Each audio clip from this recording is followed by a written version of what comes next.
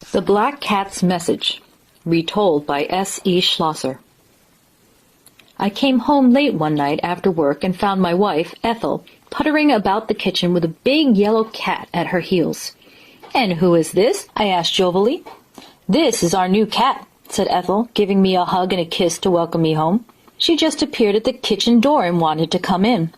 None of the neighbors know where she came from, so I guess she's ours. It will be nice to have some company around the house. I bent down and scratched the yellow cat under the chin. She purred and stretched. "Well, I think our income can stretch far enough to feed 3, I said. My son had taken over my job at the mercantile, and my wife and I were enjoying a leisurely old age. I like to keep busy, though, and so I spent a few hours every day cutting and hauling wood to be used at the mill. I went out to milk the cow, and when I came back in, Ethel gave the cat some cream in a saucer. We sat on the porch after dinner, and the cat sat with us. "You are a very nice kitty," I said to her. She purred loudly.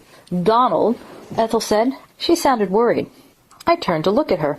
The neighbors acted rather oddly when I told them about the cat. They seemed to think she was a ghost or a witch of some sort transformed into a cat. They told me to get rid of her. "A witch?"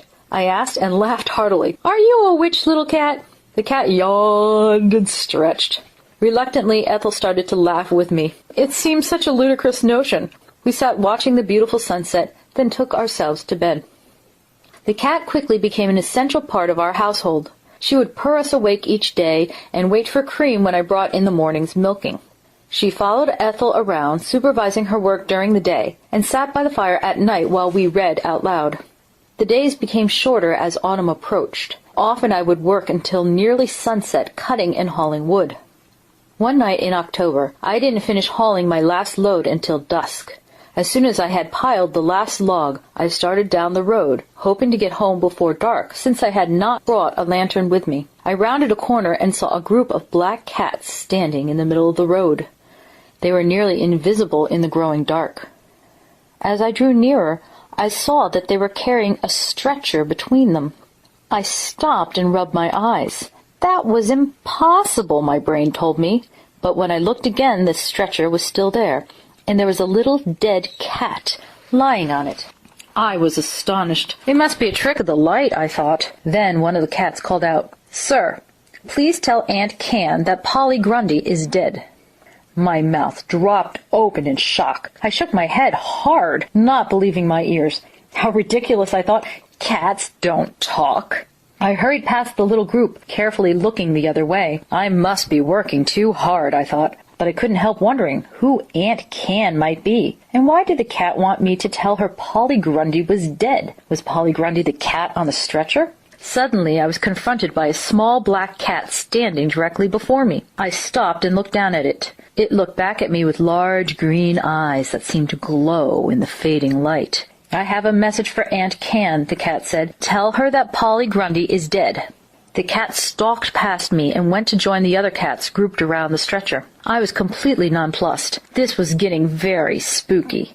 Talking cats and a dead Polly Grundy? And who was Aunt Can? I hurried away as fast as I could walk. Around me, the woods were getting darker and darker. I did not want to stay in that woods with a group of talking cats. Not that I really believed the cats had spoken. It was all a strange waking dream brought on by too much work. Behind me, the cats gave a strange shriek and called out together, "Old man, tell Aunt Can that Polly Grundy is dead." I'd had enough. I sprinted for home as fast as I could go, and didn't stop until I had reached the safety of my porch. I paused to catch my breath. I did not want to explain to Ethel that I was seeing and hearing impossible things. She would douse me with castor oil and call the doctor. When I was sufficiently composed, I went into the house and tried to act normally. I should have known it wouldn't work. Ethel and I had been married for 30 years, and she knew me inside and out. She didn't say anything until after I finished the chores. Then she sat me down in front of the fire and brought me